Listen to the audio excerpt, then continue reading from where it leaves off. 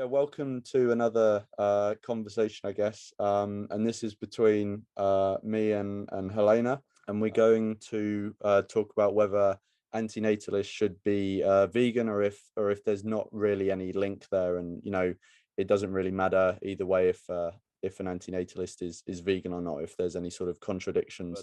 Helena, did you want to introduce yourself quickly? Yeah, sure. So I'm the person behind the Antinatalism.is.feminism account. And I've been an antinatalist since I've been maybe 9 years old when I heard about the voluntary human extinction movement. I never changed my mind about that, but I also have never been vegan, and I don't really think there's a link. This has kind of been a point of contention. A few people messaged me on my account asking me about this and why I think that. So I think it's gonna be good to do this. It's an interesting topic to me. So yeah, I think maybe Helena, do you want to go through? I don't know if you just want to read out your comment. No, Um, that's all good. I don't think I'm gonna read out the entire thing because it was quite long, and TBH, we are here to talk about it in the first place.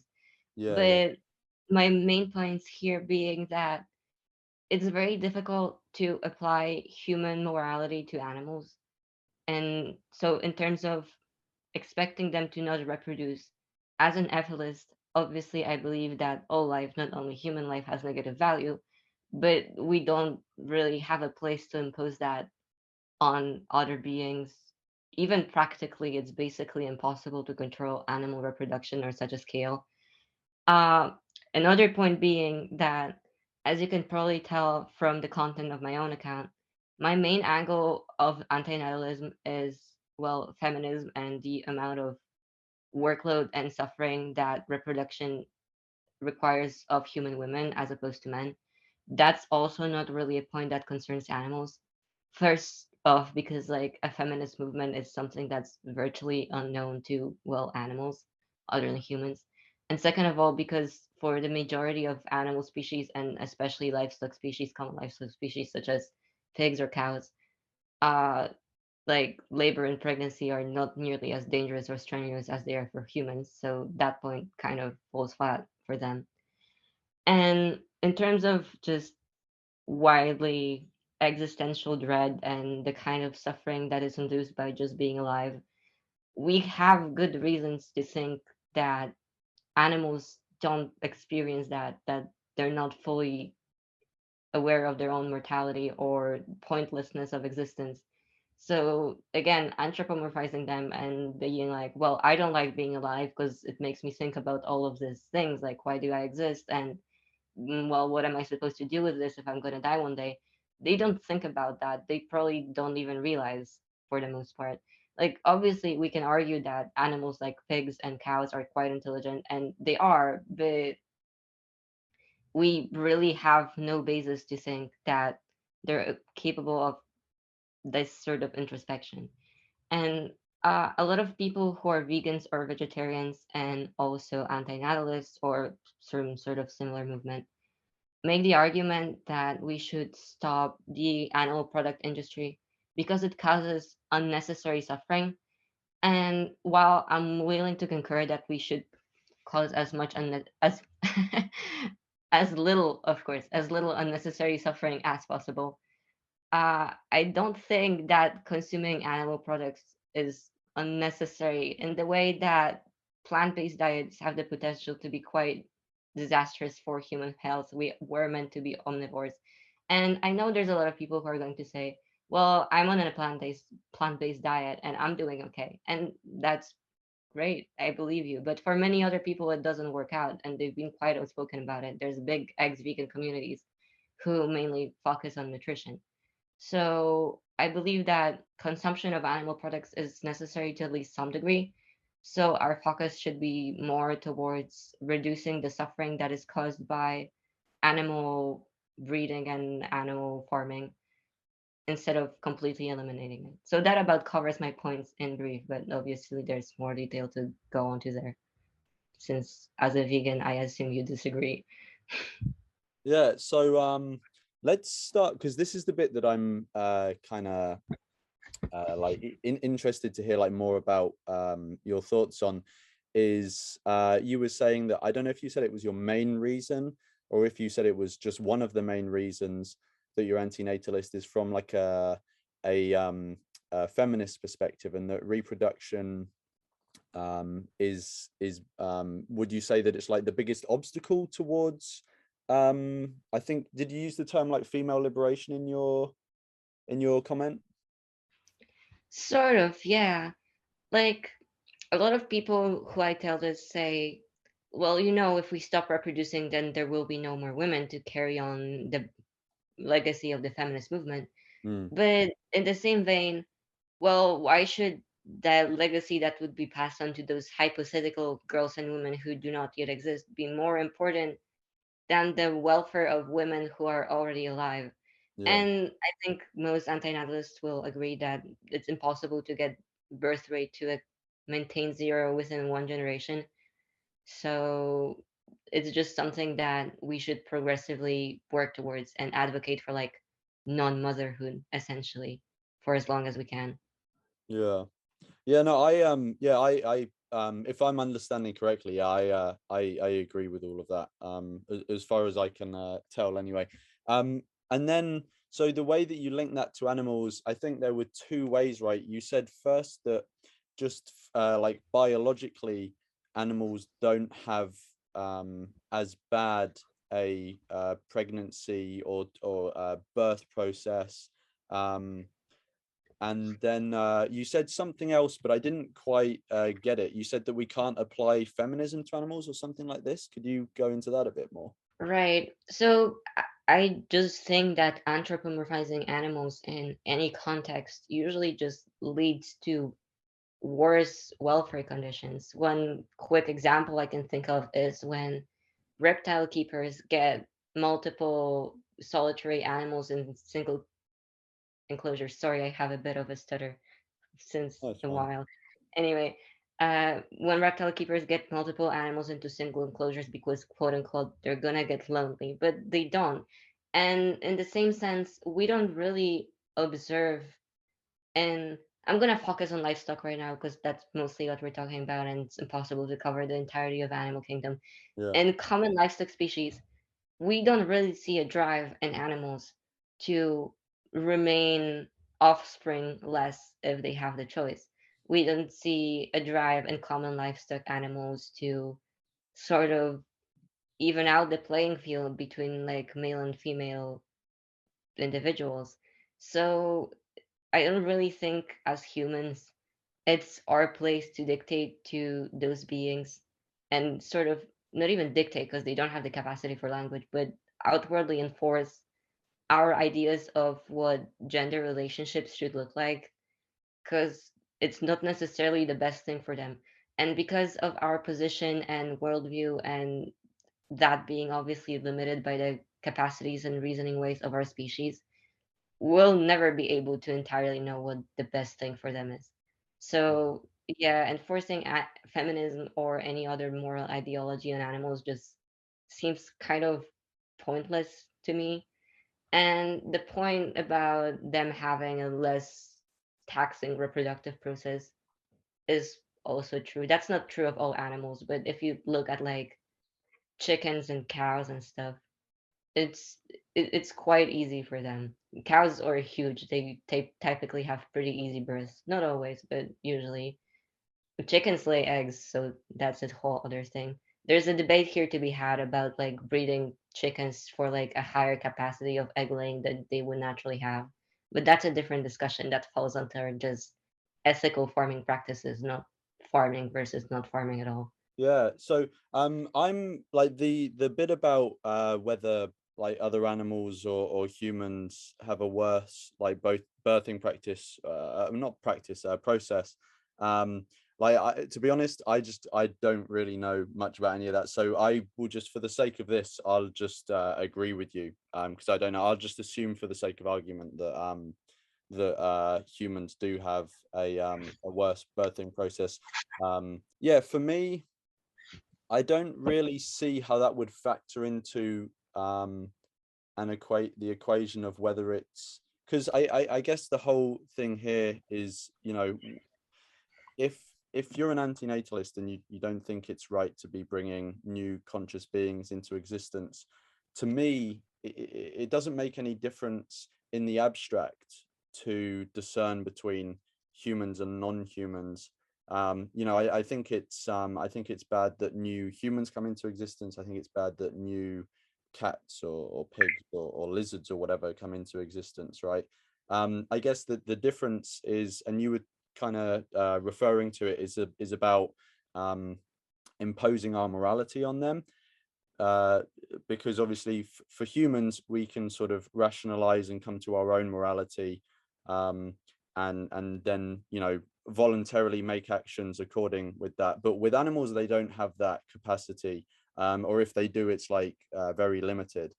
And so if there was going to be any change in animal behavior as with regards to the ethics of procreation, it's going to be humans controlling animals in some way, manipulating their behavior or nudging them in certain directions so that they behave in a certain way.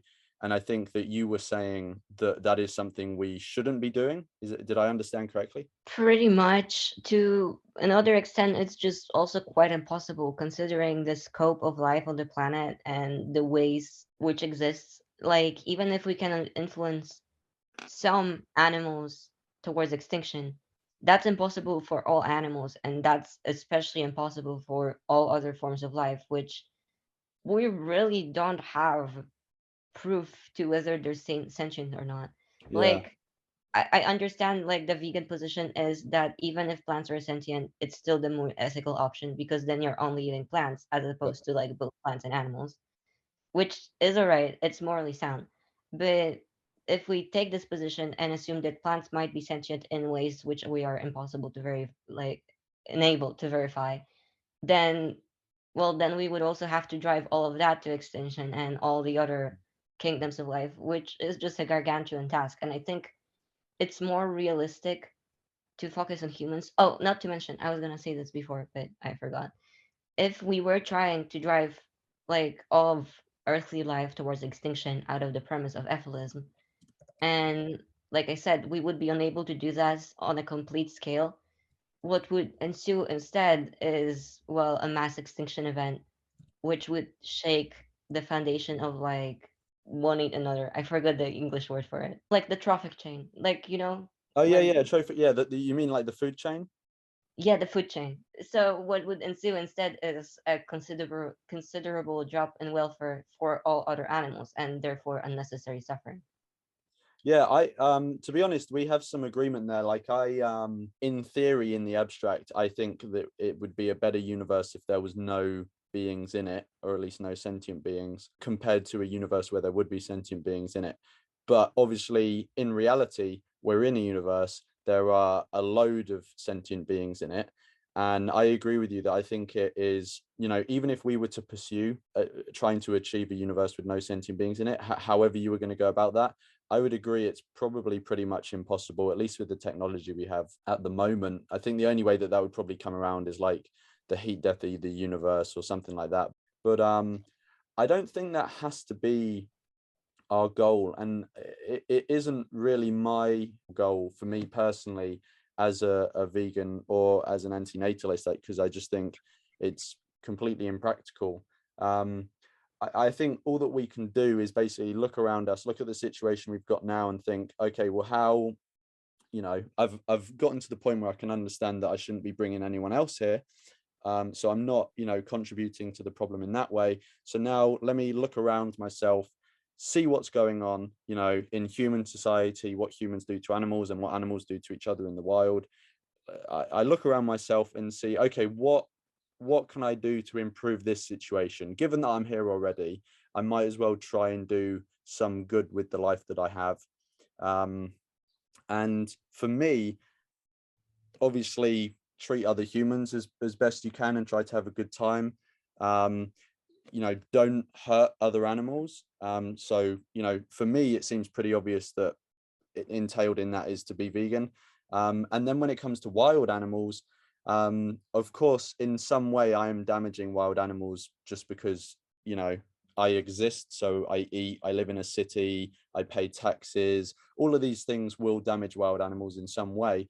So I can look at the damage I'm doing, and then I can look at, okay, well, what good can I do? And if I'm gonna try and do some good, I'm gonna impact others, right? And I think whatever you do, if you want to do good, you're going to be imposing your morality on someone else. So with a human, so I think maybe you would agree that we ought to do like good for others, right? For me, I don't think I should just live my life just for me. I mean, given I'm here, I'm in an affluent country. I've got resources at my disposal. I should use them in a way that, yeah, one benefits me, but also, benefits others, whether they're human or not. And if I'm going to do that, it is imposing my ethics on others. Now, if those others are humans, if they're in my immediate vicinity, I can talk to them and see if it's something they agree with. But also, I can just be sort of like, I can have a reasonable understanding that if I donate to a charity that helps someone on the other side of the world, I can't directly talk to that person on the other side of the world, but I can have a relatively good understanding that, okay, if I were in that situation, this is probably what would benefit me. So, if they can't access food adequately, then, donating to a charity that can provide food and stuff like this. Um, I think where some people see an issue is that, okay, that's fine with humans, but once you then step the mark and go to animals, some people say, oh, well, because I'm not a pig or because I'm not a zebra, I can't do that same thing of put myself in their shoes and go, oh, okay, this is what would be best for me. And therefore I can't, I should not be imposing my morality on them. Is that kind of where you're coming from? Is that animals, we can't relate to them as much, and so we can't make the assumptions that we would with humans, and so it's bad to impose our morality on them? Is that what you were kind of saying? Sort of like for the large part, uh, with animals, there's the question of whether they experience existential dread or not. Because I think very few humans who are somewhat active or believe in the anti-natalist cause, very few of them want the end of human race or the end of all life because of things like physical pain or something. Like very few people will be like, well, I broke my leg once and that sucked, so no one ever should live to experience that again.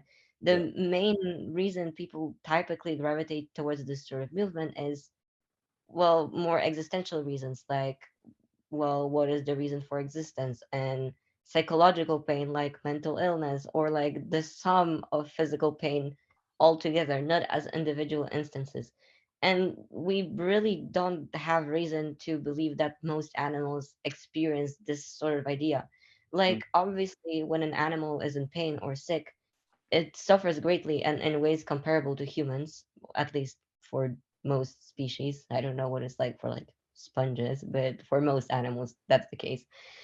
But I don't think that if we gave a cow the power to like speak human language, it would say, well, this sucks because I do nothing but eat grass and have to think about like how my life is gonna end and how I experienced like pain and hardship in previous years, and this just makes me miserable. I don't think they experience life in those terms. Well, maybe I'm wrong. Maybe one day we will find a way to like analyze livestock for like the presence of existential suffering, and it'll say, well, cows suffer greatly because of existence, and Helena was wrong when she said this in 2022. I Can just I ask a don't question see then? it. Um, Before you were saying that we shouldn't impose human morality on other animals, but I think now what you're saying is we shouldn't impose antinatalism specifically as a a philosophy or whatever onto animals. Because, and let me give you an example why I think you're focusing on antinatalism specifically and not morality generally, is that I think you would agree that it is wrong to beat up a dog or a cow or a fish or any other sentient being for no other reason but because you enjoy it. I think you would agree that would probably be wrong, right? Yeah, but that's not imposing human morality on animals. It's imposing human morality on humans. We think that causing suffering is wrong, So we agree that humans shouldn't hurt animals for no reason. But then if like But are a we not dog, imposing our morality on them because we're assuming that they don't want to suffer? That's yeah, the but thing. that's not morality. That's our ideas of suffering, and in place where we have reasonable proof that they do experience physical pain on the same terms. Meanwhile, imposing human morality on animals would be something like expecting them, for example, not to commit infanticide or not to breed in terms of antinatalism, which we're focusing on.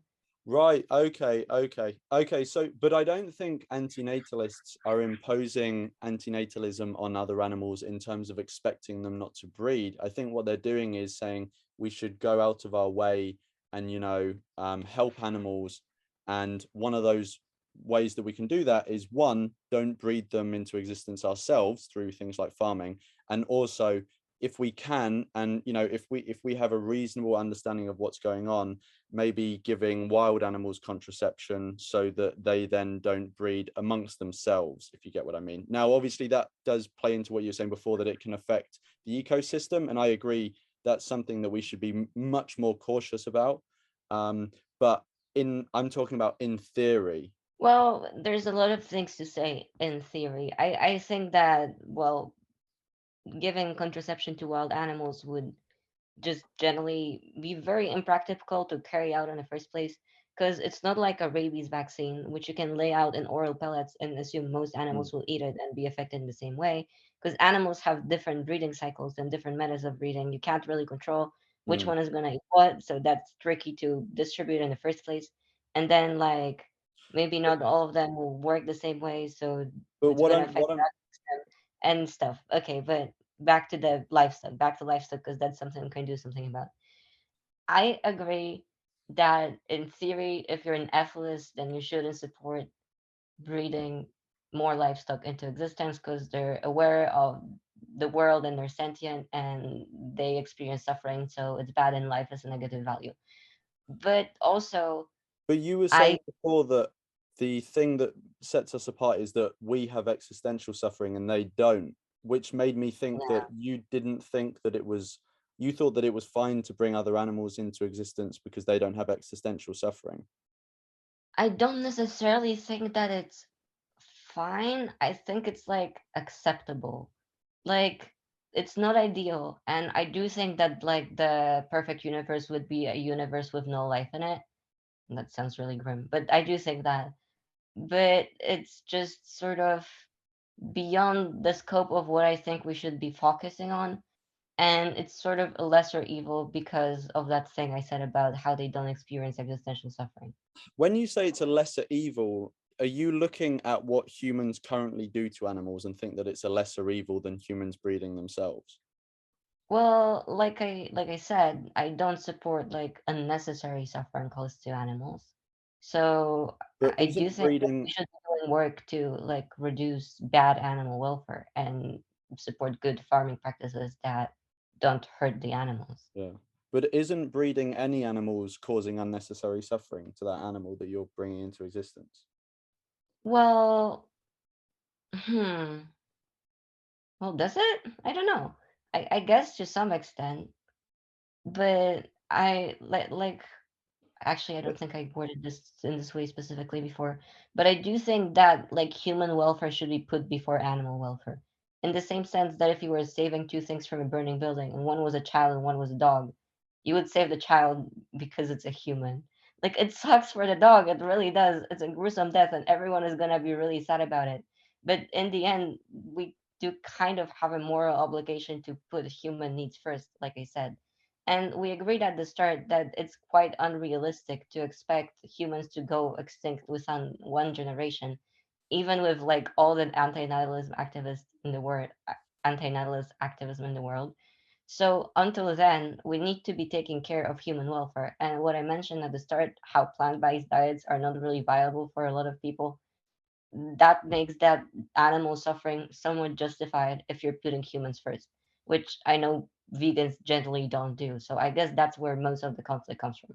So the thing that you were saying about putting humans first, so Yeah, I don't logically see any reason to put a human first. I think if the human is more sentient, has a more complex experience of the world, and can suffer in a deeper way, then we should put them above another individual, whether they're human or not. Depending on the situation. Like, let me give you an example. So animals can suffer more than humans in many ways that we don't appreciate. And let me give you one example of that. So if you take a 30-year-old adult human and they go to the dentist, they understand they're going to the dentist. They've they've probably gone there off their own accord, right? They've consented to go to the dentist.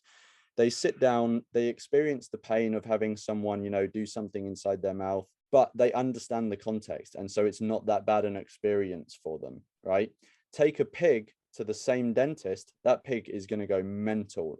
That pig is not going to have a good time. That pig is going to experience immense suffering, purely because it doesn't have the same understanding as the human, right? It's the exact same situation.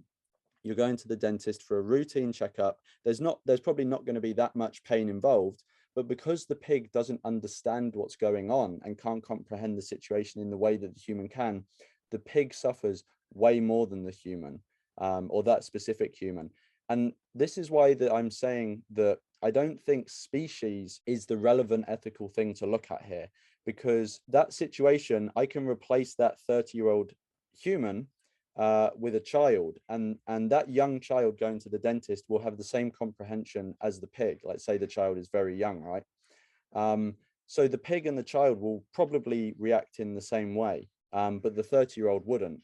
And what that tells me is that it's not actually species that is the relevant thing here. It's the comprehension of the situation you're in, and the suffering that you go through.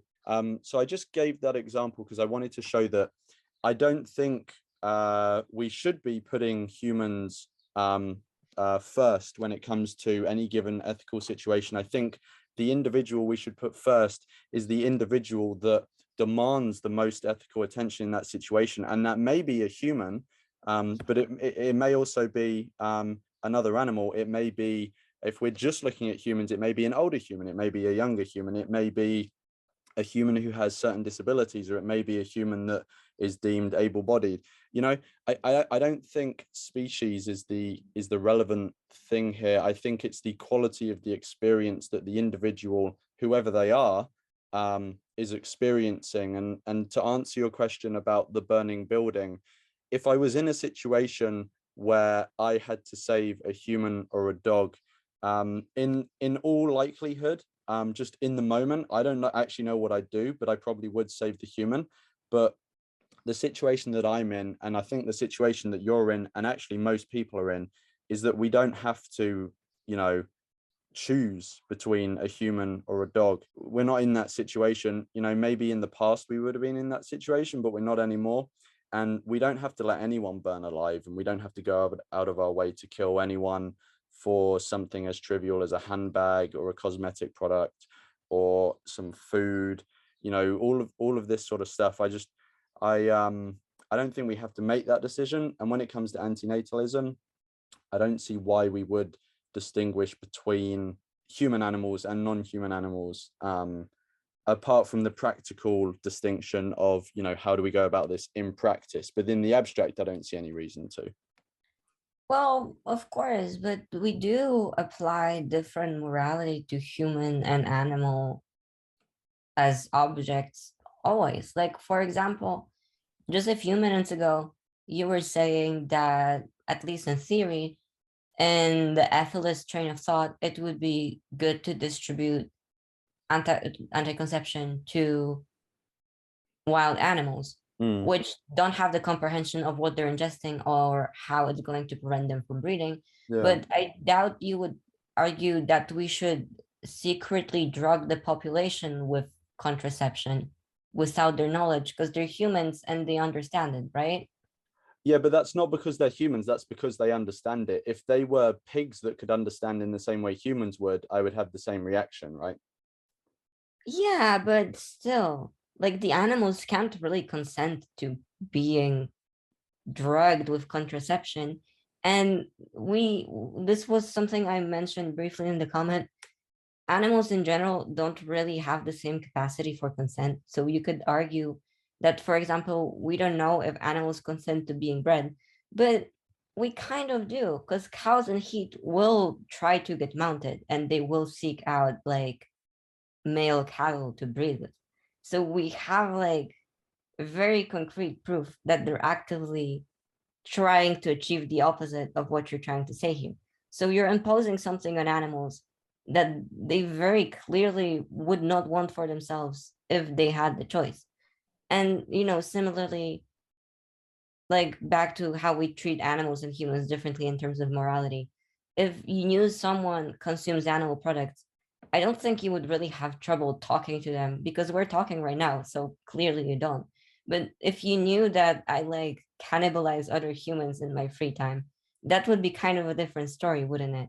So, well, I just think it's necessary to treat humans and animals differently in terms of antinatalism because we treat them differently in every other category as well. But I think we treat a lot of different humans differently, right? We don't treat adult humans the same as child humans, right? We don't give children driving licenses. We don't allow them to run for office. We don't allow them to operate heavy machinery. We don't allow them to make certain decisions for themselves. And we make certain decisions for people who can't certain humans can't give informed consent. So children, a lot of people who have mental impairments, maybe people who are very old and have lost their mental faculties. Like a lot of humans can't give consent, but we still do things that actually may cause them some suffering, but we know is probably in their best interest. So one common example that people give is with children. If there is some preventative medicine that we can give them. So commonly people would refer to vaccines like a polio vaccine or smallpox or something like this. In the moment, a child probably doesn't want to get that injection. And it probably causes them some suffering in the moment. They don't like the feeling of the needle going in, or maybe they have a small reaction to it afterwards in the days after. But we know in the long term and overall, it's going to be a better thing for them, even though then they don't have the rational faculties to make that decision. And I think we should treat animals the same way. I think we should essentially treat animals as we do as children, young children who, they don't have the mental faculties to really understand the ethical implications of what they're doing. So you gave the example of a cow who's in heat who may want to breed, right? Yeah, they may want to do that, but I don't think it's unethical to prevent someone from doing something they want to do. If it's reasonable to think that what they're going to do is going to lead to great amounts of harm. So for example, there are probably a lot of scummy men out there and women as well who want to have sex with certain people who wouldn't consent. But I don't think we should just be like, oh, well, they want to do it and they're showing like natural signs of wanting to breed with someone. So, they can just go around and do what they want, right? It's going to cause suffering and it's going to lead to a lot of bad things. Now, who it's going to cause suffering to is different in the different situations I gave. So, for example, in the human context, if someone was to go and find someone and have sex with them without their consent, as in rape them, that's going to harm the person they rape, but also if the person becomes pregnant and carries the child to birth, it's going to harm the child as well by bringing them into existence, right? So that's where the harm is. But with the cow situation, the cows in the moment may not be harming each other because they may both be consenting, right, in their own cow way, whatever cow consent is. But they are harming. Sorry, that's just a funny sentence. No, I know. Yeah, I know. But yeah, it is harming the calf that is going to be brought into existence. In my view, anyway, in the same way that it would harm a human child to be brought into existence. So yeah, I would say I disagree with you there. I think it is okay to prevent other individuals from doing things they want to do if it's going to cause a lot of suffering, both in terms of if the person understands the harm that's going to happen and if the individual doesn't understand the harm that's going to happen. Does that make sense? It does make sense, and it was a good point about rape and stuff, because obviously, well, there's some situations where we have reasons to prevent someone from doing something they want. Hmm. But if you're somewhat equating here animals and little children in terms of not being able to give full consent, and we're talking about how we should prevent animals, or at the very least livestock, from breeding, wouldn't that kind of imply that the anti-natalist agenda should be to just sterilize children as soon as it's medically possible? So let me just quickly say something about the animals in farming. So the vast majority, I would probably go as far as to say 99.9% of all of the breeding that goes on in farming is humans forcibly breeding animals, not animals willingly breeding themselves. So through this would be through artificial insemination. This is the vast majority of how animals are brought into existence, but via human means. That there may I'm be. gonna have to disagree with you, because you can't artificially inseminate a cow out of heat. And when they're in heat, they're trying to get bred. The reason farmers opt for artificial insemination as opposed to natural mounting is because bulls are extremely heavy and have the capacity to cause fractures while mounting a cow. So Yeah, but it's that's just still the very humans dangerous. breeding them, isn't it? Yeah, That's but what I'm saying. they are breeding them, but it's not, I can't say that it's forcibly if it's during a period in which the cow is doing literally anything to get bred.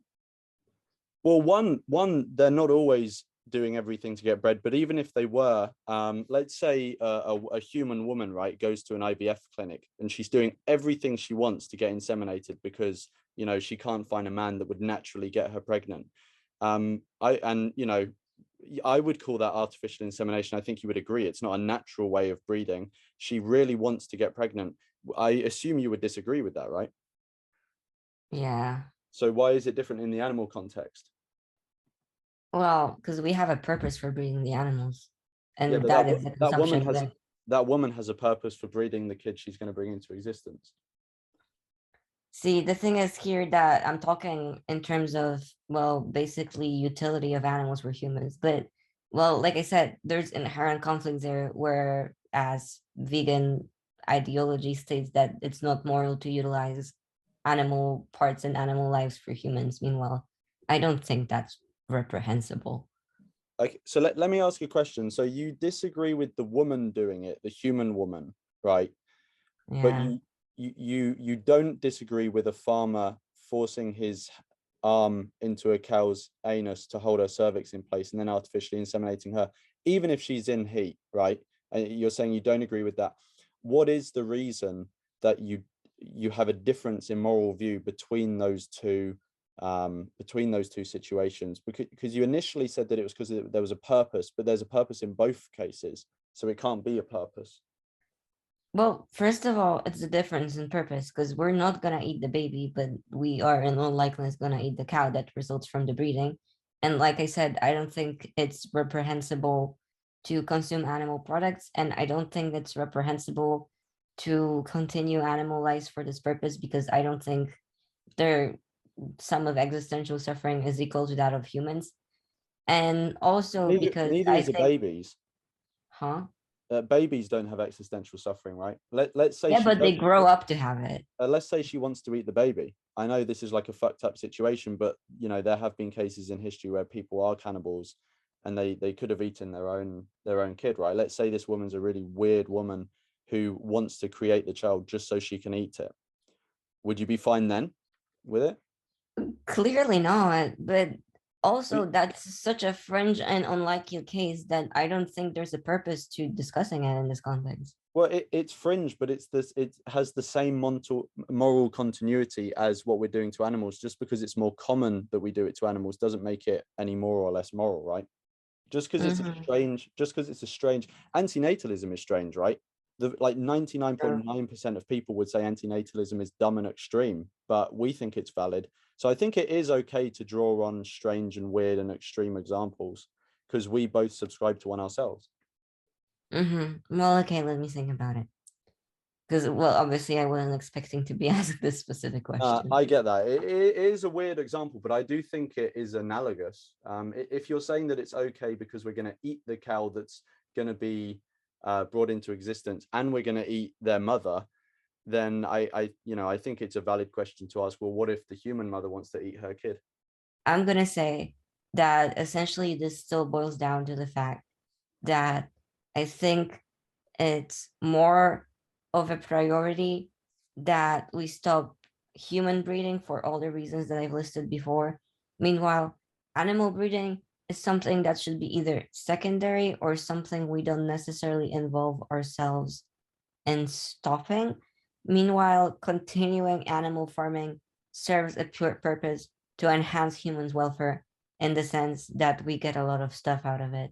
And since, well, at least I am putting humans higher here in the hierarchy of needs, even if it's selfish just because I am one, uh, then, well, I think that's justifiable.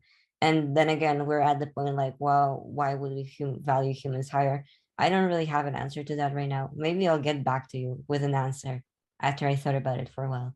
But right Yeah, now, the best I can give you is that it's like sort of a foundation, like a ground view for me, something that I can't really let go of. So that's the best I can do at the moment. yeah. No, I mean, I do understand that, this is like, it's a conversation on the spot, and no one, neither you or me, has all the answers for anything right here and now. But I would encourage you to think about, like, what actually is it about humans that makes us morally concerned about them, right? Why do we not want to hurt them? Why do we want to take care of other humans? Why do we not want to bring them into existence? Why do we not want to do all of these things? And I would say that the most sensible and the thing that makes the most sense, is that humans can suffer. And that's the reason. I don't think it is just the fact that we're human. I don't think it's just the fact that we've got a certain DNA and that we can't reproduce with other animals, because that is what a species is. That's what makes us human. I don't think any of those things are morally relevant. I think the morally relevant thing is that we're sentient, we're conscious, we're aware, we experience things, and we experience both good and bad things. And if you get to that point and you think, well, that's what makes us morally relevant, there's nothing to stop you going, okay, well, who else experiences those things? Who else has those qualities? And that's where you get to, okay, cows, pigs, chickens, dolphins, lizards, See, dolphins are one species that I would argue that we should like stop breeding if we could. We can't because they're a Why? big part of the ecosystem. Because dolphins will commit suicide if they're locked like in poor conditions. Yeah. Very few other animals do that, which and they're like extremely intelligent for what we can verify. So that to me proves that those are animals that are capable for like existential suffering and like existential self-awareness. Yeah. Meanwhile, most others are not. So I don't want to misrepresent you. I just want to understand. So are you saying that what makes someone morally relevant is that they can experience existential suffering? Not really, because we still shouldn't hurt other animals if we can avoid it. But I just don't think that for at least the majority of animal species, just existing is hurting them. Oh, okay. So we should have moral concern for anyone that can suffer, but antinatalism specifically is for beings that experience existential suffering. Is that what you're saying? Yeah, I think that's probably the closest to what I think. Okay.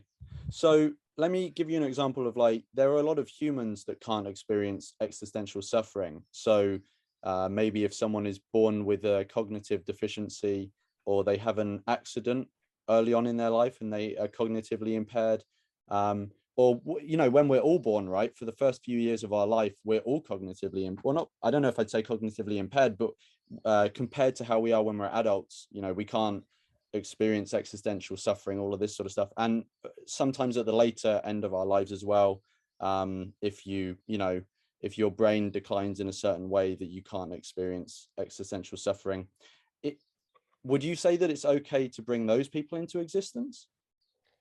Well, we can't predict it. And obviously, like any procedure that would try to like incapacitate someone who was born in terms of cognitive ability would cause unnecessary suffering as well, and would also require people who are not cognitively impaired to still exist so they can carry out those procedures. Mm, So, since we're talking on a species scale, and most people don't have those sorts of impairments for the majority of their life, I just don't think that's relevant to the goal here. Like, yeah, there's people who will like not experience existential dread, and that's great for them. I'm jealous. But there's simply no way of predicting whether a person who's born is going to be this person or not. mm. So we can't really dis- decide our moral views based on the existence of those individuals. No, so I agree with that, but what I'm saying is, in the abstract, if what you're focusing on is existential suffering, let's say you personally get pregnant in the next month, and you for some reason, instead of aborting straight away, you go to the doctor and you have a scan, and the doctor says, 100%, we've done a test, you're going to give birth to this child who's going to have a certain cognitive deficiency, so that they still can experience and stuff like this, but they can't experience higher level things like an appreciation for classical music, or an appreciation for art, or existential suffering. Essentially, your kid is going to have the cognitive level of a cow. Would you think that it was okay to give birth to that child? No, but not because of anything related to the child, but because of what I said is my primary concern with antinatalism, which is all the, well, workload and suffering that comes from pregnancy and labor. Mm, I'm primarily against that. That's my main concern. So it still wouldn't be okay because I think it's anti-feminist to do that, regardless of how the child turns out. okay, so I have two questions, because that's like really really interesting to me. So um why do you not think that why do you not think that translates to animals? Because obviously, you know if like I said at the start, that I would accept what you said about, let's accept that a cow, for example, does not go through as much pain as a human female, right? When they give birth, or through pregnancy, but they're still going to experience some discomfort and pain, and probably a significant amount. But I'm accepting, for the sake of argument, that it's not as much as a human. Just because it's not the same level, is it still okay to put them through that just because we want to? Well, they seem to want it. Cows who have been pregnant before will try to get pregnant again, even though they know what it So was do like. so They do a lot of remember it. humans. Uh, that's true. But So also, do for most example, humans. but there's also women who like have secondary tocophobia, and well will not choose to have another child because they remember how hard it was doing it the first time. And we do have examples of animals which are comparatively unintelligent even compared to cows, who will avoid pregnancy and labor because of how taxing it is for them. One animal I can think of that does that is almost every species of hedgehog, which those are animals which have some of the highest rates of female homosexuality in the animal kingdom for first. And there's a good reason for that, because they have extremely difficult labor, they have extremely difficult child rearing, and they're pregnant for basically an entire year, like nonstop. So I think it makes sense in terms of that species which experience such hardship, right? We don't see Sorry, it in go on. like livestock species. They don't do that. Sorry, say that again. Sorry, I didn't hear you. Like, so we have examples of animals which will avoid labor because they think it's like hard or difficult or taxing, like humans or hedgehogs. But then we have like cows which don't, chickens which don't. Yeah, But chickens can't help it because they lay eggs. But yeah. So, but I don't quite understand, because you're saying that with hedgehogs, they do avoid um, giving birth, or maybe giving birth a second time. So it's understandable there. But with cows or pigs or chickens, because they don't show the same behavior, then it's fine for them to bring new cows or pigs or chickens into existence. But when you apply it to humans, you agreed that some humans will have a kid or not have any kids and then not have any further kids or not have any kids at all, right? I think you called it tocophobia or something like that. But a lot of humans don't. But you're not applying antinatalism to just the humans that avoid it. You're applying it to all humans, and you're saying it's good for all women, right? Yeah, You're not but just saying it's good for those selective women, like you're saying that it's only good for hedgehogs, but it's not for cows, right? So you seem to be yeah. selective with animals, but not with humans. Okay, this is a good argument. So well, I'm gonna defend myself. I don't know how sound of a defense it will be, but here it Yeah, goes. So here's again an example of how like humans and animals just sort of operate differently in terms of morality. yeah. Because we can still reason with humans, and other humans can But reason with humans. some humans, So remember, you can't reason with all humans. yeah, but for the most part, you can at least talk to them. And we can sort of, by living in society and knowing our way around it, we can kind of infer certain influences that lead people to do things that might not necessarily be best for them. Like during times where there was significantly more pronounced and more overt oppression of women present in society and codified into law, there were still quite a few women who agreed with it. Like there were women who thought women shouldn't vote, and there were women who thought women shouldn't get jobs or anything like that. Yeah, And well, that was obviously against their best self-interest. And we were able to reason with those people until we got such a significant movement that we were able to change the status quo. So if we have like women right now who think it's maybe not such a big deal that like the majority of the burden of reproduction falls on women slash females, and that well, maybe even saying that it's like desirable to have as many children as you can still challenge these views coming from sort of the same initial background, especially if you're from the same place in the world. You're gonna have at least the knowledge of a lot of the same influences. With animals, that's impossible. You don't really know what's driving them, and for the large part, they don't have something like culture that changes with time and can shift.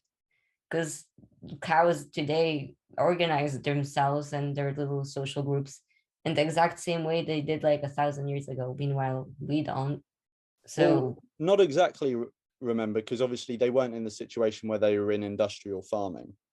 yeah, but well, that's humans organizing them. Yeah. So, but I was just saying, like, cows can't organize themselves in exactly the same way because they're not in exactly the same Yeah, condition. yeah, Like, they, yeah, you know, yeah. maybe they would migrate naturally or something like that, or move around, but they can't do that now. They don't eat a natural diet. All of this sort of stuff, which may impact how they arrange themselves or organize. Um, you said something really interesting before, and I was going to ask about it, but it's slipped my mind. What were you saying initially before cows organizing themselves? That humans come from a society of influences that we can understand and know about, so we can reason with them and change our behavior. Oh, yeah. So we can reason. Okay, so we can reason with other humans, and that means what? Sorry. Well, basically, just the capacity to change their behaviors and well make them understand that maybe things they do aren't in their best self-interest. Meanwhile, with animals, we can't do that. Oh, okay, okay. So what I think what you're saying is that if you're in a situation where you can reason with someone, then it's okay to at least attempt to impose your morality on them in terms of antinatalism. But with animals, you can't reason with them. So we just shouldn't try to impose any form of procreative control over them. Yeah, pretty much. Like, well, I Does think I think that we should like depopulate cattle just because well, there's a significant amount of them and it's quite significant environmental impact, but not because of anti-natalist reasons, because of like environmentalist environmental reasons. reasons. Okay.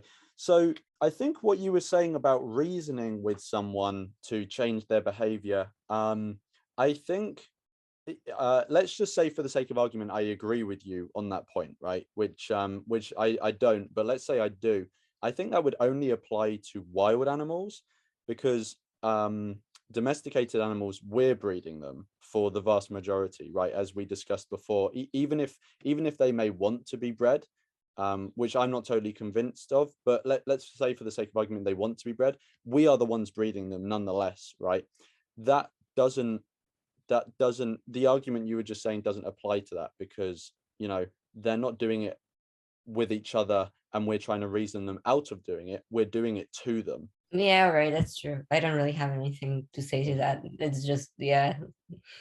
So one thing that I did want to ask about is that you do say that you don't agree with the mistreatment of other animals, and, you know, causing unnecessary suffering to them.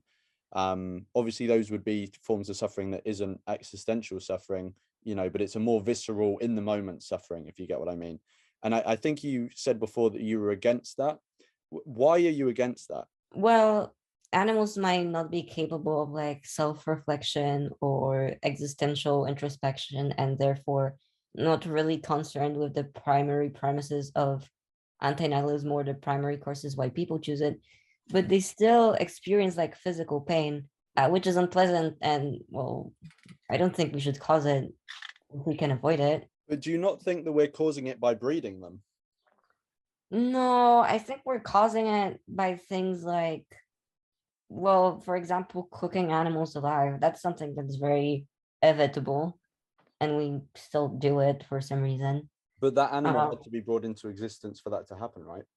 yeah, I don't know. Like I said, I'm talking like unnecessary suffering. And in my view, it's not unnecessary if it goes to like sustain some kind of dietary need. And I do think maybe for not all people, but at least a lot of people, they do need some kind of animal products in their diet. Maybe not necessarily meat, but some animal protein. So I think there's like a certain threshold of pain we can inflict both on humans and animals and whatnot that's acceptable Yeah. as like a means to an end. That's There's a debate to be had about where that threshold is. I guess it's like a case by Yeah. case thing. Yeah. Okay. Yeah. That's like interesting. Let me like tell you what I think when you say that. So I've spoken to a lot of people, right? Probably thousands of people about animal rights and veganism, and I would say the majority of people agree that everyone can be vegan. It's just a matter of you know, whether you are or not. But there are some people, maybe about 10%, something, a rough figure, maybe like 10% of the people I've spoken to, who say that either no one can be vegan and people who are vegan are just eventually going to die young or something like that, which I think that's ridiculous, but whatever. And I'm not saying you're one of those people. So there's some people like that. And then there's another group of people in that group who say some people can be vegan and other people can't be vegan, or they can, but it's harder for them. Now, I don't have any slam dunk against that. I'm not convinced that it's true. I think maybe there are some rare people that have a condition where they literally have to eat some form of animal product.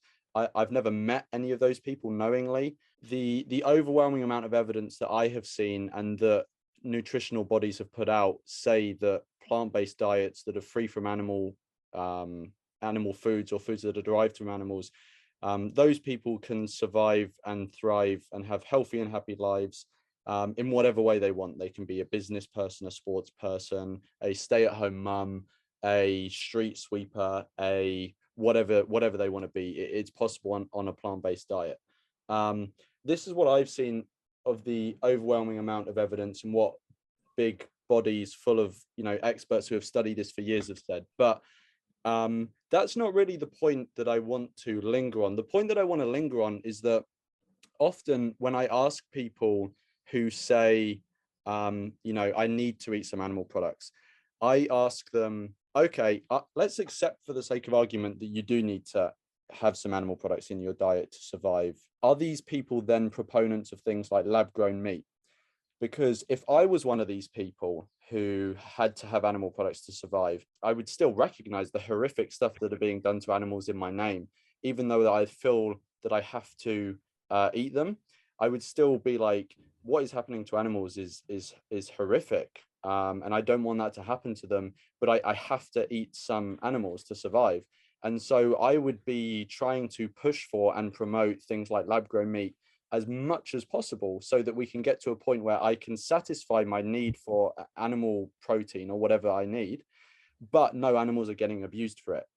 But the thing is, I don't see any of these people who say that they need animal products to survive. I don't see any of them. I've not one of them, and I've talked to hundreds of people that have said this.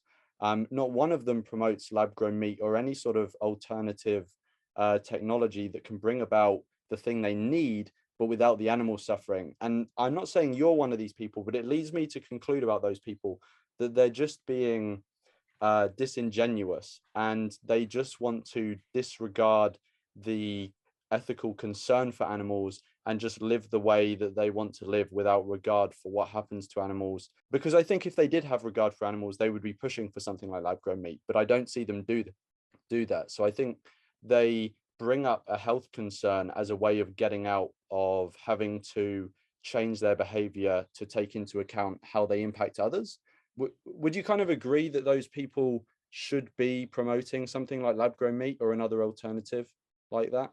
Yeah, personally, I'm on you with this. I'm for lab grown meat personally, if we can manage to make it, well, easy to produce and affordable. I'm pro lab grown meat widely just because, well, a lot of reasons. I don't advocate for it as widely as antinatalism because it's not something that's like very dear to me, but I'm pro it Yeah, and, happy to hear news about the development of it. yeah. I also don't think that the animal product industry is as horrific as a lot of people say. That the chicken industry is horrific. As for beef, not so much. No, I'm glad, like I'm glad you like support lab grown meat. I just wanted to ask, like, if do you have any companion animals I, around I in the do house? actually have quite a few pets. Okay. So, well, no, none of these live with me where I live right now for college. But back at home, I've had 5 dogs, 4 cats, and a lizard. So I Yeah. think that's quite a significant amount of pets.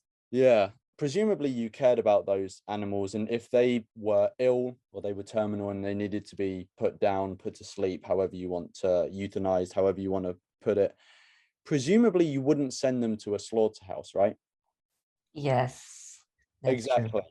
Because you're invested in what comes out of that slaughterhouse, you kind of pass off what happens as okay or not that bad. But Okay, so wait. yeah, Uh, it was kind of a misspeaking on my part. no I worries. I think there's better ways of slaughtering animals than what is currently done. But the slaughterhouse, I'm willing to go along with it since I'm getting things out of it, like you said. But I do think there's better ways of possibly doing that than we do right now. Yeah. And you understand that basically 100% of the animals that are killed for humans, or in farming anyway, are killed in slaughterhouses. There's a negligible amount, less than 1%, a negligible amount that maybe are killed in other ways. But the vast majority are killed in slaughterhouses, or they die on the farms that they are brought up in. Would you agree with that? Yeah, I do know that, but also consider that if you leave those animals to die of old age, they're going to have a significantly slower and more painful death than they do in a slaughterhouse. That is not to say that there are not less painful ways Yeah. of slaughtering that we are utilizing right now, because there definitely are. But compared to like what could possibly await these animals in terms of dying, well, they're being put through pain either way, and a slaughterhouse is certainly faster than dying of starvation because their dentition runs out, which is true for cows. I don't know about chickens. Yeah, so I don't know if I'd necessarily agree if their death would be, I wouldn't say it would be good, but I don't know if it would be better than a slaughterhouse. But let's say I'll say for the sake of argument that, a slaughterhouse is better, right? In at least the majority of cases. Given that none of those animals had to come into existence, we just brought them into existence because we wanted to. They don't have to die at all because they don't need to exist. Yeah, I know. I don't have anything to say to that. Like, Yeah. it's true. I don't think that like the pain that they experience during dying one way or another is something great. And well, obviously all pain, if it can be avoided, should be. And if we didn't breed them, well, they wouldn't experience that. So you're right. But it's true that they experience pain when they're dying, and it could Yeah. be avoided if they weren't bred. So yeah, you're right. I don't have anything to say to that. I wouldn't necessarily say that just because someone isn't aware that they're going to die or they're not aware of their mortality, that it makes it any better that we're killing them. Would you agree with that? I don't know. My first instinct is to say no. Generally, comparing like adult animals to baby humans doesn't really have much weight to me, because like baby humans do grow up to be adult humans, and at least in like terms of antinatalism, that's important because then they can think of all the bad things and stuff. But if you do kill the baby, it never grows up to be an adult. So it never gets to experience that. So therefore, it doesn't matter. Well, this is going to be kind of an edgy view, but I do think that in a way, well, killing like a completely little kid that doesn't have much awareness of anything is more comparable to abortion than murder if you had a good reason to do it. Like a What lot would of countries, like a what lot would of countries yeah. don't allow euthanasia for adults, but allow abortion. I think those same countries should at the very least allow euthanasia for like children up to like 15 months or something, because it just seems to make sense. What would you consider a good reason? Would you consider a good reason if someone came up to you in the street and said that I need to eat babies for my health? Would you consider that a good reason? No, probably not. I'm talking more like disease right now, right? Yeah. Like So it's mandatory in the child's euthanasia. interest. Yeah. Yeah, Yeah. if it's in the child's interest. But that doesn't obviously carry over to livestock that is going to be consumed. Yeah. So do you think we have a justification there then for like breeding and killing livestock? If we're looking at a child and saying that the only time we'd kill them is when it's in their best interests, and if you know for a good reason, which would be in their best interests, and a good reason would not be that someone wants to kill them to eat them, why is that okay then with animals, given that we don't need to do it to them?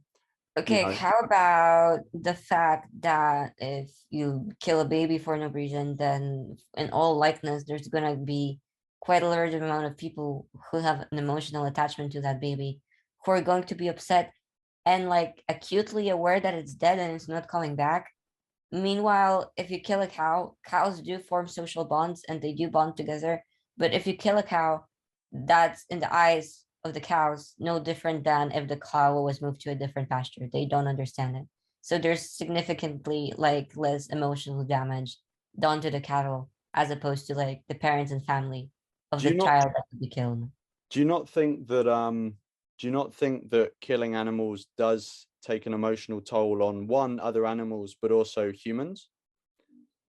I mean, Mm, I yeah, I slaughterhouse workers tend to say that. So I concur. It does.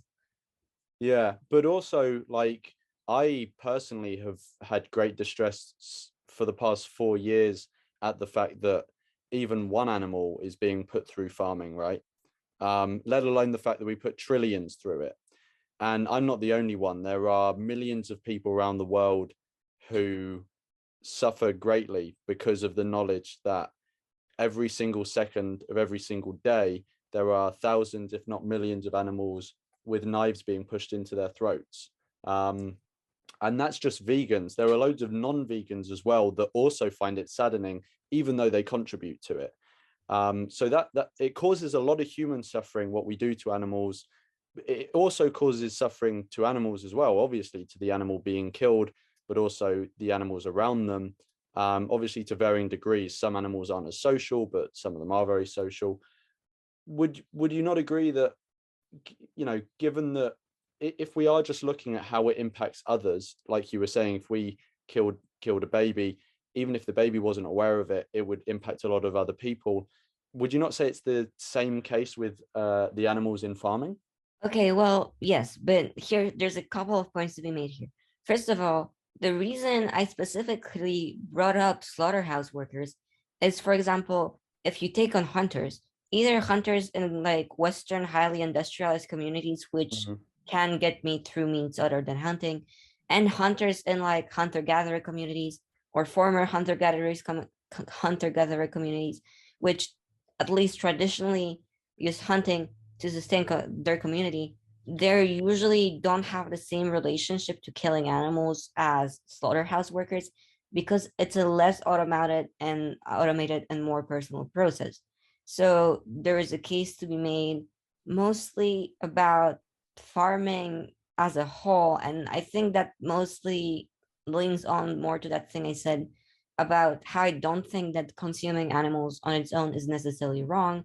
It's more about the welfare practices. And my dad, who's a hunter, so he's clearly not opposed to killing animals per se, does actually mention this quite a lot, how he is disgusted by farming practices because Mm. they like treat animal lives as a product as opposed to, well, a life of its own. And then another thing that you said about how it saddens a lot of people that animals are being farmed and there's cruelty being done to them, and that's of course very upsetting. That's a good point, but also consider that people are upset about a lot of things, such as, for example, feminism or the child-free community. There's a lot of people who think it's wholly tragic and that women are being led astray by feminism to not become mothers, and it's the greatest tragedy of our generation. So I don't think that's a good metric to use because people can have all sorts of values. I'm not saying that specifically the sadness caused by industrial farming is unreasonable. I would agree that it's quite tragic what's happening and at such a large scale, Mm. even though I'm not a vegan or vegetarian. But just bringing it up as an argument doesn't necessarily carry much weight, if you see what I mean. Yeah, I just wanted to touch on two things. The first thing was about you were saying that how the impact on others for killing someone, whether an animal or a human, or killing an animal if it makes other people sad. You were saying it's not a good metric to use because people are sad about all sorts of things. I just wanted to point out that I wasn't bringing that metric up. I think you brought the metric up. I just was trying to make a consistency test for animals. So I wanted, I see. yeah. Well, I meant it in more a personal way because it's different to be upset about something that personally happened to you versus upset about something that's happening more or less out of your field of view, even. Okay, yeah. No, I understand that people are upset about all sorts of issues, but I think it's a good thing that people get upset about things, because if we didn't, women wouldn't have the vote, people would still be enslaved way more than they are now, all of these sorts of horrible things, right? Mm-hmm. If people didn't get upset about stuff. Yeah, so the last thing I wanted to ask you about was, I think, and please tell me if I'm like mischaracterizing you, or you said something differently, but I think in the comment you left, you said something about how when we bring animals into existence, when we breed them, so for farming or other purposes, maybe like in laboratories or something like this, we give them certain things. I think you said that we give them stuff like shelter or medicine and stuff like this. And you said that the human animal relation there is maybe beneficial to those animals. Do you, is that what you said? Sorry, is that what you? Yes, from a species perspective, it is beneficial for animals to be a livestock species. And this is also true outside of human relations because, Mm, for example, aphids enjoy this sort of relationship with ants, certain species of ants. mm, Uh, so from a perspective of a species and like genetic survival, livestock species are set for life because they are provided with adequate nutrition, adequate water, almost guaranteed chance to reproduce. They get health care for injuries and sickness. They don't have to worry about predators or parasites for the most part. And when they do die, it's typically a sort of quick death as opposed to dying of starvation, old age, yeah. disease, of predation. On an Yeah, individual level, when we're concerned with the suffering of individual animals, that's a different story. But as a species, it's a beneficial relation to them. yeah, as a species, you were saying they were set for life, but I think as individuals, they're very much set for death. It is a cycle of bringing them into existence, for the most part, abusing them for their whole lives, in factory farms for the vast majority of animals, and then killing them all. A lot of the times, the killing is brutal as well. So, do, do you think that the species is really the morally relevant level we should be operating on? Shouldn't we be concerned with what happens to the individuals? Because the species is just a label, right? It's just a label that humans have come up with. It's not, a species does not suffer, but the individuals within the species do. Do you think that we should be focusing on the species or the individual? In terms of suffering, obviously the individual. I just thought it was relevant to point that out because Yeah, a lot of people, when discussing veganism or vegetarianism, they tend to bring up this sort of model where animals are kind of in a way enslaved against their will, which is not really the case if we're analyzing it in terms of like interspecies relations. And it's not unique to humans as well. Like, if this was something that was detrimental to them as a group, then it wouldn't continue because they would die out from it. But they didn't. But that's obviously not relevant in the terms of analyzing like individual suffering, yeah. just in terms of discussing, well, I guess frameworks or thinking. Are there any like closing things you want to say or anything like that? No, nothing. I've had a good time talking to you. It was like a good little debate. Okay, great. All right. Well, it was nice to talk to you, and I'll speak to you later. All right, thanks. Bye bye.